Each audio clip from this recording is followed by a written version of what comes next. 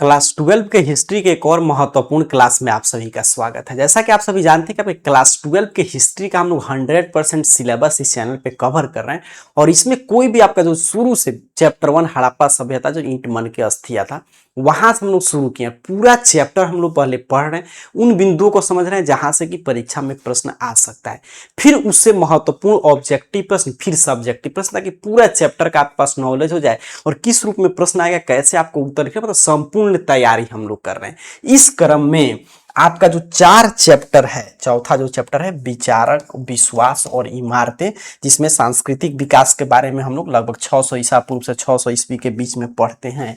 तो ये जो है इससे आपका पूरा हम लोग जो भी मतलब इससे जो कॉन्सेप्ट है, कहाँ से प्रश्न है, मतलब पूरा चैप्टर हम लोग पढ़ चुके हैं। अब बारी है इससे महत्वपूर्ण ऑब्जेक्टिव और सब्जेक्टिव के। तो सब्जेक्टिव प्रश्न की भी चर्चा हम लोग कर चुके हैं, अब ऑब्जेक्टिव प्रश्न की चर्चा करने जा रहे हैं।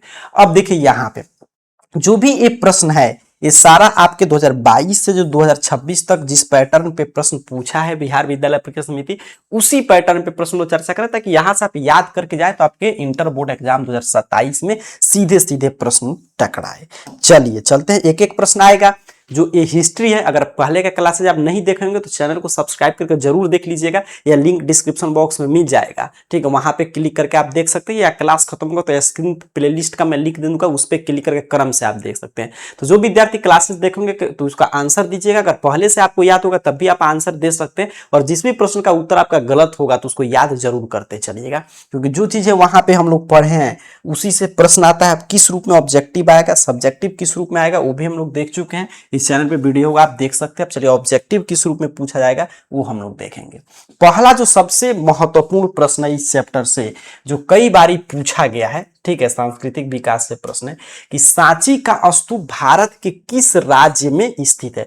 तो यहीं से हम लोग पढ़ना शुरू किए थे कि सांची का स्तूप भारत के किस राज्य में है, कहेंगे सर मध्य प्रदेश में, भोपाल के समीप है सांची का स्तूप। ये सब्जेक्टिव प्रश्न में भी पढ़े थे, क्लास में जो पूरा चैप्टर हम लोग पढ़े थे उस समय भी पढ़े थे। तो ऑप्शन आपका बी सही उत्तर है। क्या है सर? ऑप्शन बी सही उत्तर हो जाएगा आपके पहले नंबर प्रश्न का। अब दूसरा प्रश्न देखिएगा, करे गौतम बुद्ध का जन्म कहाँ हुआ था।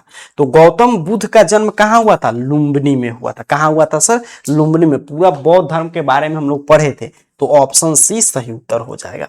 इन्होंने पहला अपना मतलब कि ज्ञान की इनको प्राप्ति कहाँ हुआ? तो बोध गया में। पहला उपदेश इन्होंने सारनाथ में दिया था, मृत्यु कुशीनगर में। चलिए आगे बढ़ते हैं, अगला प्रश्न देख लेते हैं। ये रहा प्रश्न, कह रहा है आपसे कि महावीर स्वामी जैन धर्म के कौन से तीर्थंकर थे। तो महावीर स्वामी, टोटल देखिए जैन धर्म में 24 तीर्थंकर की बात कही गई है, तो महावीर स्वामी जैन धर्म के 24वें तीर्थंकर माने जाते हैं। ऑप्शन डी सही उत्तर हो जाएगा। मैं ज्यादा डिटेल में हम लोग नहीं जा रहे, क्योंकि पूरा मैं ऑब्जेक्टिव और सब्जेक्टिव इससे आपको करा चुका हूं। अब इसे किस रूप में प्रश्न आएगा, मतलब पूरा इसको नोट्स हम लोग पढ़ चुके हैं। सब्जेक्टिव प्रश्न सिर्फ ऑब्जेक्टिव किस रूप में आएगा यही अपने को सीखना है।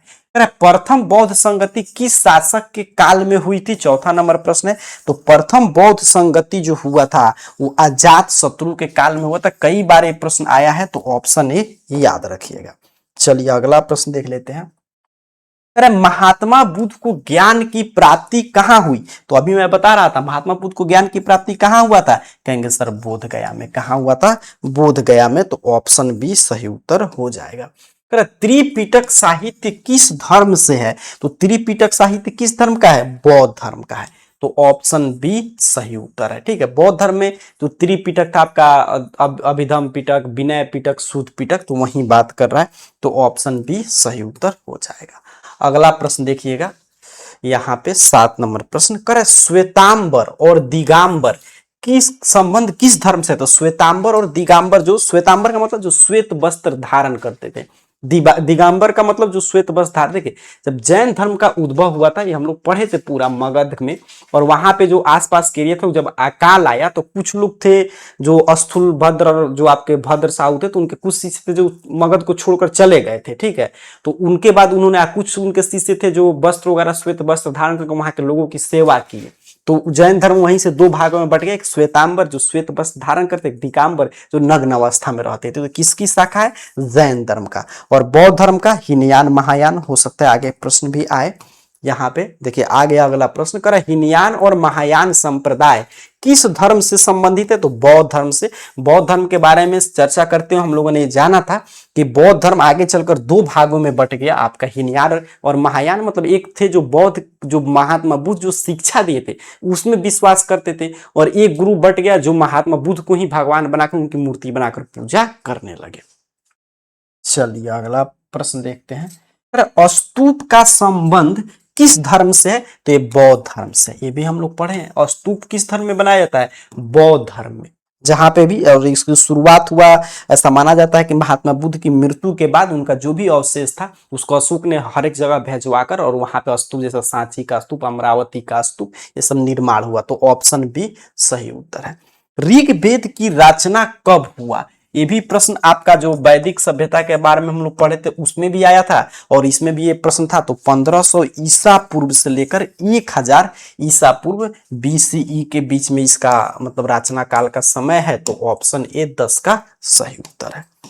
रटते चलेंगे, सारा प्रश्न वही है जो एग्जाम में कभी ना कभी आया है और जिनके पूछे जाने की संभावना है।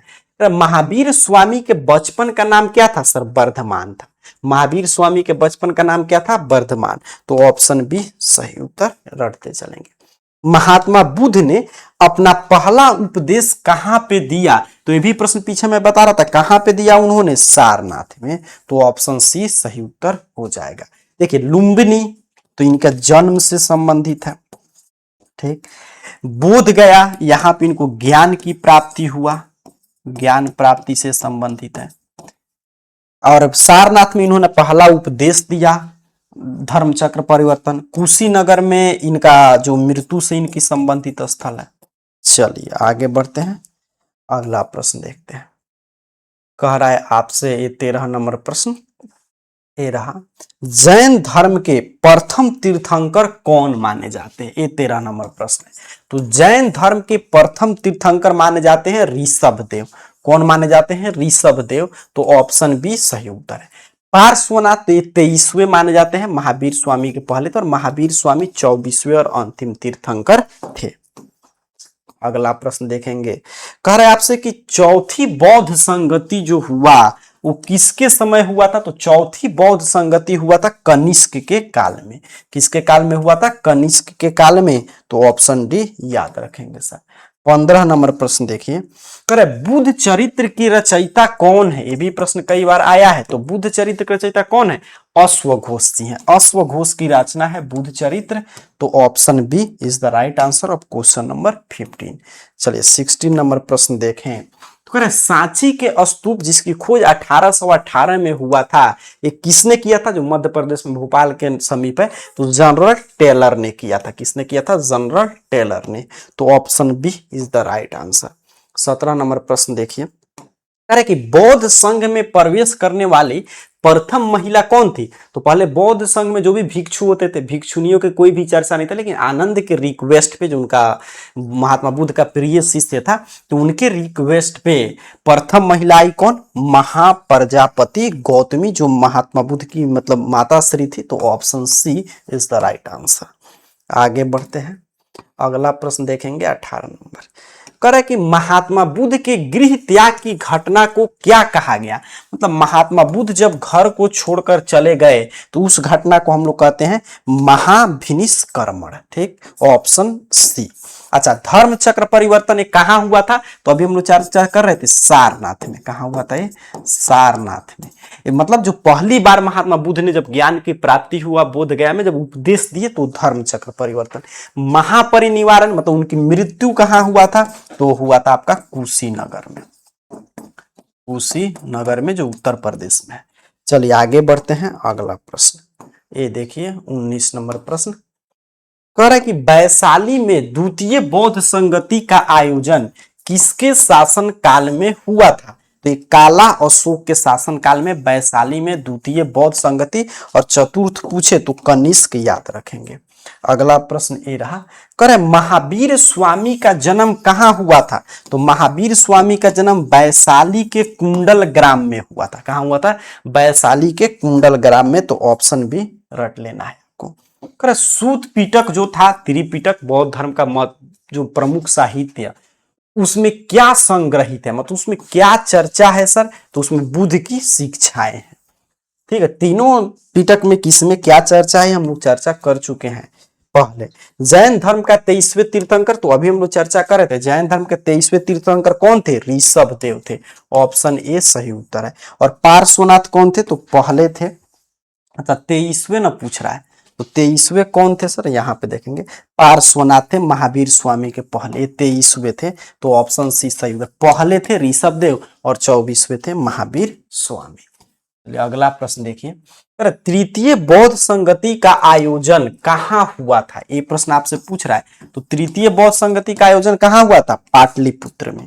कहाँ हुआ था सर, पाटलिपुत्र में, तो ऑप्शन सी याद रखना है। आगे बढ़ते हैं, अगला प्रश्न ये रहा, कह रहा है आपसे कि सांची के स्तूप को सुरक्षित रखने में किसका योगदान था। तो हम लोग पढ़ रहे थे सांची का स्तूप को सुरक्षित रखा गया, इसमें योगदान था जो भोपाल के जो भी राजा हुए, बेगम हुआ उनकी। तो ऑप्शन देखिए शाहजहां बेगम है, सुल्तान जहां बेगम, तो दोनों का योगदान था, तो option C is the right answer. 25 number प्रश्न देखें, तो ये रहा 25 नंबर प्रश्न, करे जातक कथाएं किसके पूर्व के जन्म की कहानी से संबंधित है। तो जातक कथाएं महात्मा बुद्ध के पूर्व के जन्म की कहानी से संबंधित है, तो ऑप्शन बी सही उत्तर हो जाएगा। अगला प्रश्न देखिएगा, करे महात्मा बुद्ध की मृत्यु अर्थात कि महापरिनिवारण, तो कई बार हम लोग चर्चा कर चुके अभी कि कहाँ हुआ था इनका महापरिनिवारण, कुशीनगर में, तो option A is the right answer.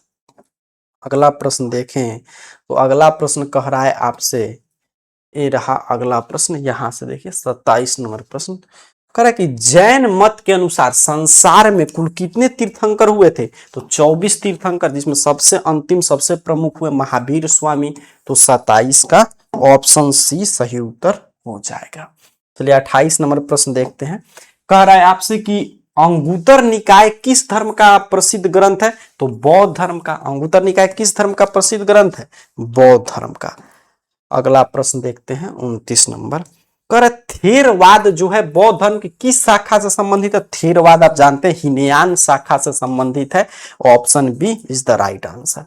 अगला प्रश्न देखिए, यहाँ पे 30 नंबर प्रश्न, करे बुद्ध की प्रथम उपदेश देने की घटना को क्या कहते हैं, धर्म चक्र परिवर्तन कहते हैं, तो ऑप्शन बी सही उत्तर हो जाएगा।